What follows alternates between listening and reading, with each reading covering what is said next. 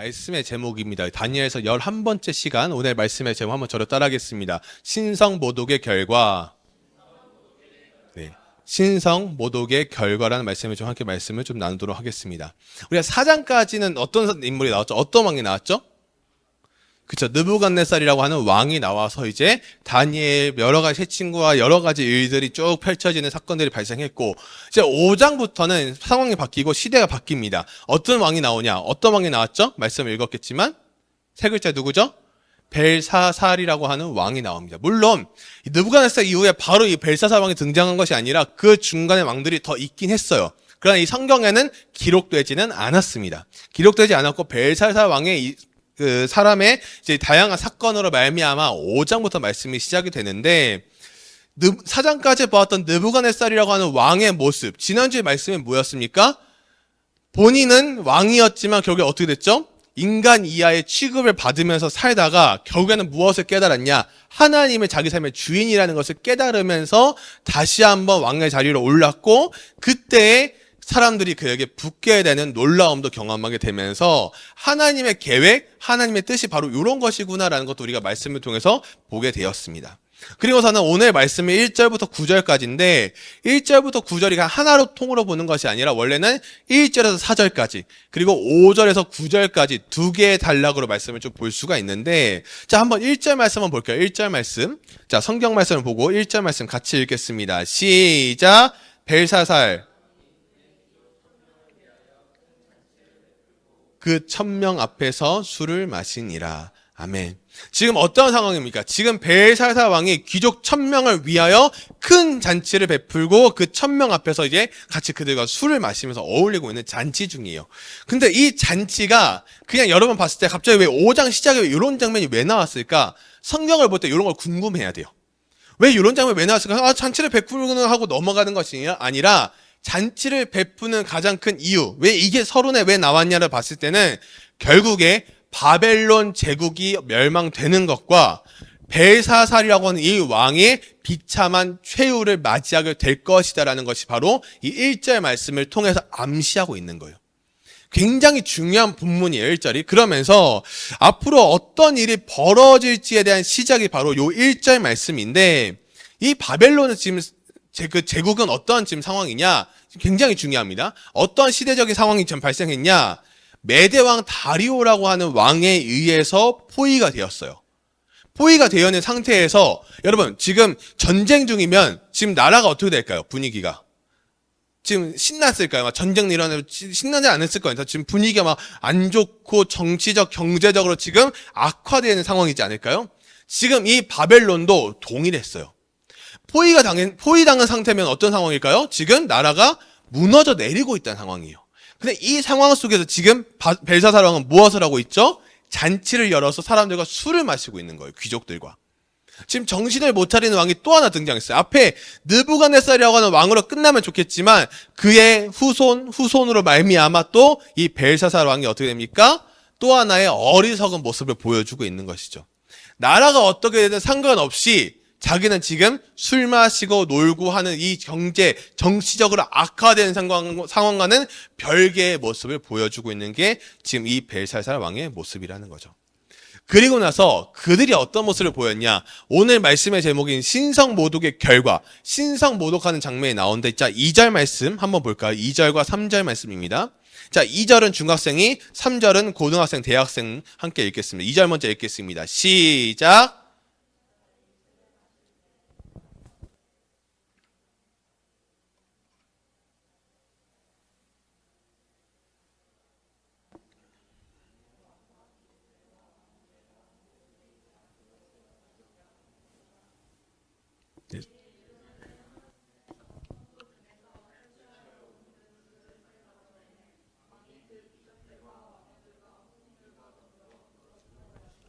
아멘.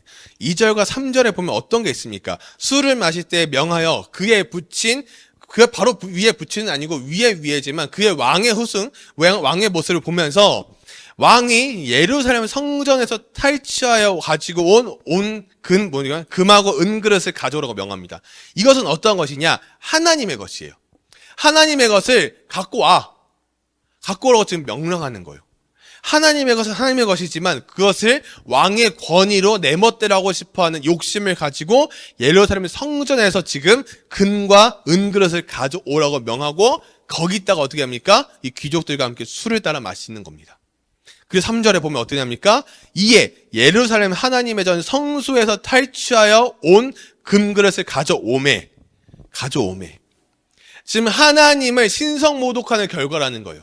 지금 나라가 엉망임에도 불구하고 이 벨사살 왕은 본인의 지금 모습 속에는 무엇이 있을까요? 나라를 생각하는 것이 아니라 하나님께 받은 은혜로 살아가는 것이 아니라 지금 자기 영광에 취해 있는 모습이라는 거예요.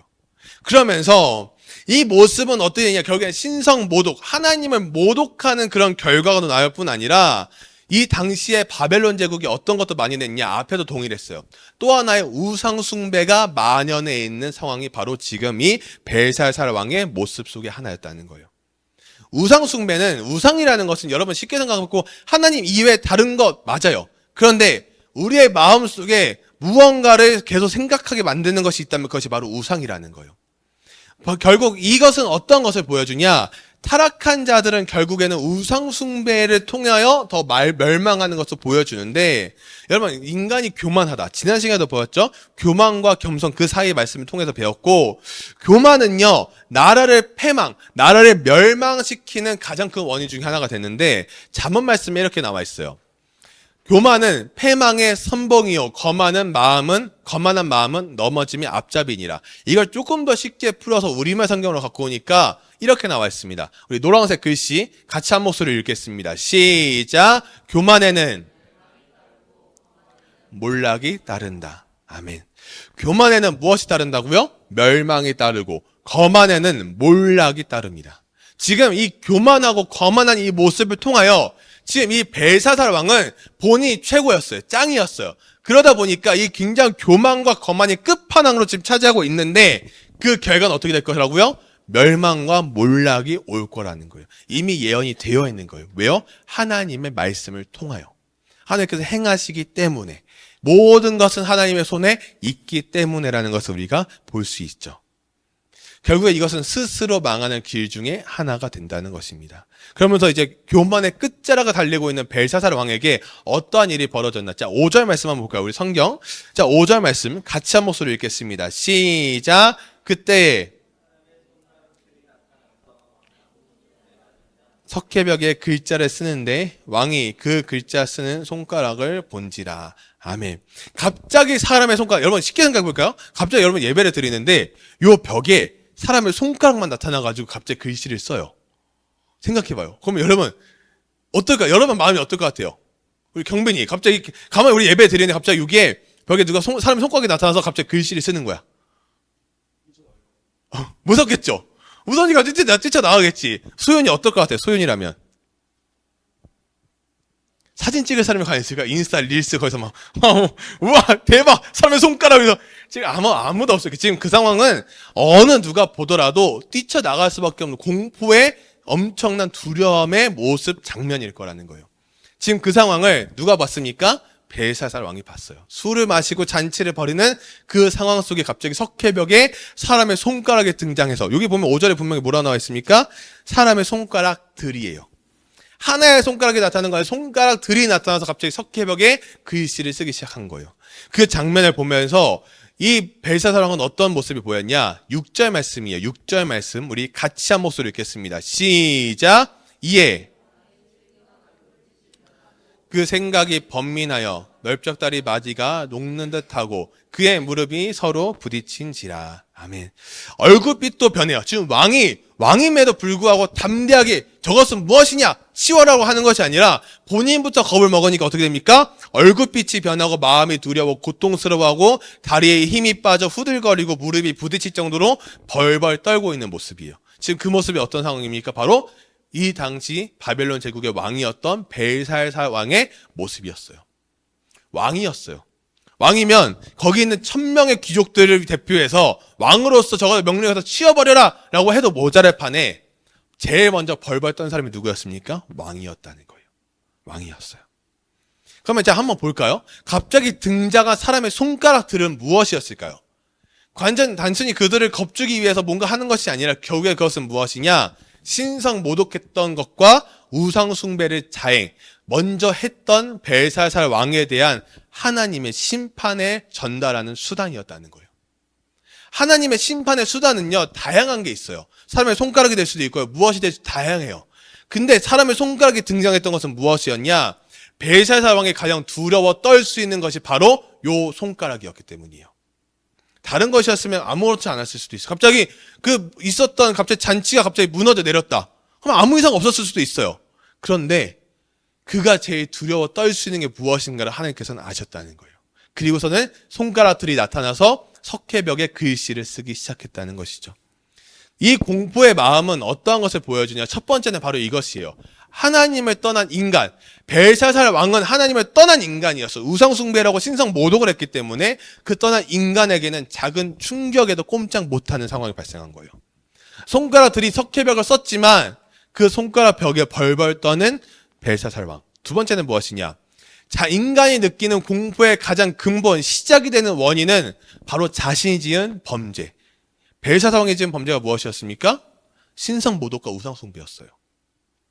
여러분, 이것은요, 어떻게 보면 별거 아닌 것처럼 보일 수 있어요. 하나님의 신성 모독하고 우상 숭배한 거요? 그냥 회개하면 끝나는 것이 아닐까요? 근데 회개하지 않아요. 왜요? 지금 스스로 교만의 끝판왕에 지금 서 있잖아요. 교만하고 거만한 자의 끝판왕이 누구였습니까? 이 벨사살 왕이었어요. 그러다 보니까 자신이 지은 범죄에 두려워 떠는 모습이 바로 인간의 모습이었다는 거예요. 여러분이 무언가 누군가에게 부모님이나 친구들에게 무언가 잘못을 했다라고 하면 여러분만 아는 잘못이라면 여러분들이 부모님 눈치를 볼까요? 안 볼까요? 봐요. 왜 안 볼까요? 무조건 보죠. 그리고 친구들과 뭔가 잘못했을 때도 눈치를 봐요. 친구들 눈치를. 근데 신기한 거는 그 사람은 별로 상관이 없다거나 혼자 잘못해서 벌벌 떠는 경우도 분명히 있다는 거예요. 한 번은 제가 옛날에 그런 게 있었어요. 한 번 제가 대학교 다닐 때 카풀을 했어요. 제가 이제 어느 전사님 차를 이렇게 타고 다녔는데 아침에 이제 제가 인천에서 용인까지 가야 되는 거예요. 그래서 그 전사님 차를 6시 50분에 탔어요. 6시 50분에. 집에서 집 근처니까 이제 집 근처로 갔는데 6시 50분이 되면 이제 한 분의 또 다른 전사님이 그 지하철을 타고 오시고 저는 이제 가고 그래서 3명이서 이제 같이 차를 타고 가는 거예요. 근데 지하철 타고 오시는 전사님도 안 오고 카풀 하시고 운전하시는 그 전사님도 안 오는 거예요. 둘 다 안 왔어요. 근데 두 분은 이제 같은 반이에요. 신학 대학원에 다니는 같은 반이고 저는 대학교를 다니는데 왜 안 오시지? 두 분한테 다 전화를 했어요. 전화를 받았을까요? 안 받았을까요? 전화를 안 받는 거예요. 두 분이 다. 왜 전화를 안 받지? 한참 전화를 했어요. 그래서 7시가 넘어갔어요. 그래서 7시 넘어가면 이제 나는 9시 수업이지만 그 전사님 두 분은 8시 반 수업이니까 지각할 수도 있겠는데 차가 밀리니까요. 그래서 전화를 둘 다 안 받으세요. 그래가지고 이제 어떻게 하지? 내가 어떻게 학교를 가지? 제가 학교를 그 당시에 갈 수 있었던 방법은 인천 터미널로 가서 시외버스를 타고 신갈 분기점이라고 신갈 거기에 내려서 시내버스를 2번을 타고 들어가야 되는 것이 학교를 가는 거였어요. 한 2시간 정도 걸리고 2시간 반 정도? 그러면 이거를 가려고 보면은 인천터미널로 가야 되고 인천터미널로 가면은 거기에는 그 버스를 타기 위해서 시외버스를 타기 위해서 사람들이 줄을 엄청 서요. 대학생들이 많거든요. 평촌 막 이런 데 간다 보니까 그러면 그 줄을 서서 때로는 서서 가거나 앉아서 가거나 해야 되는데 시간을 어떻게 하지? 나 이러다 수업 늦게 했는데 하는 불안감이 생기는 거예요. 제가. 그래가지고 일단은 터미널로 가자. 그래서 이제 제 터미널을 막 가고 있어서 지하철 타고 터미널로 가는데 운전하는 전사님한테 연락이 온 거예요. 전화로 연락 왔어요. 승수. 그래서 네, 전사님 혹시 어디에요? 그러니까 나 어제 에버랜드 갔다가 학교에서 잤어. 저는 차를 기다리고 있었고 그 두 분은 학교에서 주무시고 계셨고 그러다 보니까 이제 수업을 가려고 일어났는데 제가 부재중을 10몇 통을 한 거예요. 그러니까 그 10몇 통한 거 보고 맞다 오늘 카풀이 있었지라고 한 생각이 급하게 저한테 연락을 하신 거예요. 그래서 제가 사실 마음이 어땠을까요? 짜증 엄청 났어요. 저 지각했거든요. 그리고 나서 지각을 안 해도 되는데 지각을 했어요. 의도치 않게. 그래서 그때 같이 수업을 듣는 이제 친구들이 저한테 연락이 온 거예요. 야, 너 왜 안 와? 나도 가고 싶었지. 나도 지각을 안 하고 싶었지. 근데 의도치 않게 지각을 했어요. 해서 뭐 이렇게 아무도 지각을 했어요. 근데 그리고 나서 그 두 분 전사님이 저의 눈치를 엄청 보기 시작하는 거예요. 갑자기. 저는 그래서 제가 부끄랬어요. 난 괜찮다. 뭐 지각 한 번 가지고 점수가 깎이는 것도 아니고 뭐 전혀 문제 없고 그냥 뭐 좀 더 제가 수고해서 뭐 인천터미널 가서 버스 3번 타고 가긴 했지만 괜찮다고 하니까 그 전사님 두 분이 진짜 엄청 제 눈치를 보면서 계속 미안해하다는 거예요. 그래서 제가 나는 괜찮다. 나는 괜찮아. 신경 쓰지 마라. 그런데 그 두 분이 진짜 한 달 동안 저한테 사과를 계속하는 거예요. 아침에 탈 때마다 승수야 미안하다. 그 다음에 또 타면 승수야 지난번 일은 미안하다. 아, 저 진짜 괜찮아요. 진짜 괜찮아요. 또 그만하면 승수야 진짜 그때 일은 미안하다. 용서해줘라. 진짜 저는 괜찮다. 이거를 한 달 동안 했어요. 한 달 동안. 그럼 제가 어떤 마음일까요? 사과를 그만 받고 싶은 거예요. 근데 그 두 분은 어떤 마음이었냐? 저에게 너무 큰 잘못을 했다고 생각을 하는 거예요. 그러다 보니까 한 달 동안 사과를 하다가 제가 그랬어요. 진짜 한 번 더 하시면은 저 화낼 거라고. 저보다 10살이 많으셨는데 제가 화낼 거라고 그러니까 그 다음부터 안 하시더라고요. 지금 무엇을 말할까요? 내가 지은 범죄, 물론 그분들은 범죄란 거 아니지만 사소한 잘못 하나지만 그 잘못 하나 가지고도 우리는 어떻게 생각합니까? 잘못했다고 우리 어떻게 그 사람에게 어떻게 사과를 하지라고 하는 간절함도 있다는 거예요. 그런데 이 벨살 왕이 지었던 범죄는 엄청나게 큰 범죄였어요. 무엇이었습니까? 하나님을 모독한 거예요. 하나님이라고 하는 한 분을 느부갓네살 왕이 그렇게 비참한 인생을 살은 것을 봤음에도 보지 못했지만 전에 들었음에도 불구하고 그의 인생과 삶은 어떻게 됐습니까? 또 하나님이 없는 인생을 살아간 것이 벨살살 왕이라고 하는 왕의 모습이었다는 거죠. 여러분, 신앙뿐 아니라 우리가 살아가는 삶 속에서도요, 이런 교만하는 모습이 강해질수록 하나님께서는 우리를 강하게 치신다는 거예요. 여러분, 반에서 1등하는 친구가 야, 너 1등 해봤냐? 라고 깐족된다면은 여러분 기분 어떨 것 같아요? 기분, 서원이 고등학생이니까 반에서 1등, 혹시 1등인가요? 1등 죄송합니다. 네. 1등하는 친구가 와가지고 서원이한테 계속 깐족대서 예를 들어서 너 1등 해봤냐? 1등 안 해봤지? 막 이러면서 깐족대서 그러면 서원이 마음이 어떨 것 같아요? 뭐라고요? 아, 설사가 탄다고요? 복수를 한다. 더 강력해졌어요, 갑자기. 설사가 타버린다. 근데 1등한 친구가 그 다음에도 시험에서 1등할 확률이 높을까요, 적을까요? 높긴 하겠지만 1등을 한다는 보장은 없어요. 지금 무엇을 말할까요? 교만하다는 것은 내가 한번 1등 했다고 그 다음에 계속 1등 할 수 있는 상황이 아니라는 거예요. 스포츠를 봐도 그래요. 가끔 배드민턴이나 이렇게 올림픽이나 이렇게 아시안게임이나 그런 거 보잖아요. 그럼 배드민턴이나 뭐 탁구 이런 경기를 보다 보면은 세계 랭킹 1위와 3위 이렇게 있던 사람들이랑 170 몇이라고 하는 사람들과 붙었는데 1위가 져요. 1위가 져요. 근데 그러면은 178이었다고 하는 그 선수가 갑자기 1위가 되는 걸까요? 그건 아니라는 거예요. 1위라고 하는 사람도 질 수 있어요. 내가 교만하는 것은 무엇을 말할까요? 내가 교만하는 것은 내가 최고야. 내가 우선이야. 나밖에 몰라. 나만 잘 살면 돼. 다 필요 없어. 자, 지난 그 주일날 4층에서 설교했을 때도 그러지 않았습니까? 다해수에서 한 아이가 계산하는데 우리게 줄을 왜 서야라고 하는 그 질문 하나가 저의 뇌리 속에 계속 들어오는 거예요. 뇌리 속에. 왜요? 우리는 나밖에 모르거든요. 여러분밖에 모르거든요. 문제가 없거든요. 그래도 문제가 없거든요. 교만하다고 하는 이런 모습 속에서 나라가 엉망이 되어가고 있는 이런 모습을 보고 있음에도 불구하고 나라를 신경 쓰지 않는 벨사살 왕은요, 지금 교만하고 거만의 지금 끝판왕을 보여주고 있고, 결국에 그들의 삶 속에서 무엇이 있을까요? 하나님께서 그를 강하게 치신다고 하는 분명한 역사가 이 손가락을 통하여 심판하고 계시다는 것을 보여주죠. 진짜 하나님께 인정받을 수 있는 사람은 어떠한 사람이냐고 보면은 다른 것이 아닙니다. 교만의 반대, 즉 겸손한 사람은 하나님 앞에서 자신을 굴복시킬 수 있어야 돼요. 굴복한다는 게 뭐 저버릴 겁니다. 그런 게 아니라 낮아진다는 거예요. 목사 안수를 받을 때요, 맨 마지막에 뭐 하는지 아세요? 가운을 다 입고 맨 마지막에 올라가서는 무릎을 꿇고 안수 기도해 주시는 목사님들이 저희 머리에 손을 얹고 기도를 해주세요. 무릎 꿇지 않아도 되겠죠. 무릎 꿇고 하는 이유는 무엇일까요? 하나님께 드리는 기도라는 거예요. 우리가 무릎을 꿇고 기도하고 우리가 간절하게 기도하는 것은 무엇을 말하냐? 다른 것이 아니에요. 하나님께 굴복한다는 것은 비참한 게 아니에요. 그게 더 영광스럽고 기쁜 일이라는 사실이라는 거죠. 여러분, 자존심 세운다고요, 알아주는 사람 거의 없어요. 진짜 없어요. 근데 중요한 것은 나의 오름을 내려놓고 나의 주장을 내려놓고 나의 고집을 내려놓고 나아가다 보면 진짜 겸손한 삶이 무엇인지, 이 겸손이 하나님께서 주시는 거구나를 우리는 분명히 알 수 있다는 것이죠. 삶의 기준, 여러분 잘 기억하셔야 돼요. 이 벨사살 왕은요, 삶의 기준이 본인 자기 자신이었어요. 그러다 보니 자기밖에 모르는 삶이었죠. 그러나 삶의 기준이 자기 생각, 경험, 지혜, 능력으로만 살아가는 것이 아니라 우리에게 필요한 것은 무엇입니까? 하나님 말씀이 우리의 삶의 기준이 되어야 된다는 거예요. 그래서 제가 계속 말씀 읽자, 기도하자 하는 이유가 무엇입니까? 삶의 기준이 되어가는 우리의 시작점이기 때문이에요. 이 말씀을 마무리하면서 이 벨살살이라고 하는 이 왕의 허세는요, 이 허세가 가득 찬 잔치였어요. 왜요? 자기 자신의 능력을 과시하고 싶었으니까요. 그 잔치를 막을 수 있는 사람은 아무도 없었어요. 그러다 보니까 그의 오만함과 극악무도함을 어쩔 수 없이 다들 이렇게 바라볼 수밖에 없는 상황이었지만 하나님께서는 그를 강하게 치시죠. 심판하시죠. 무엇으로? 석회벽에 갑자기 손가락이 등장함으로써요. 우리는 상상할 수 없는 일들을 마주하게 됩니다. 하나님께서 하시기 때문에요. 그리고 나서는 하나님의 손가락이 나타나자 순식간에 죄악된 잔치는 끝이 나고 엄숙한 하나님의 심판이 이어집니다. 죄악된 사람들은요, 자신의 정욕을 쫓아 행하며 하나님의 심판이 어딨냐고 조롱하는 사람들이 바로 죄악된 사람들이에요. 그러나 회개하는 사람들, 하나님 편에 서는 사람들은 하나님의 일하심에 우리는 반응한다는 거예요.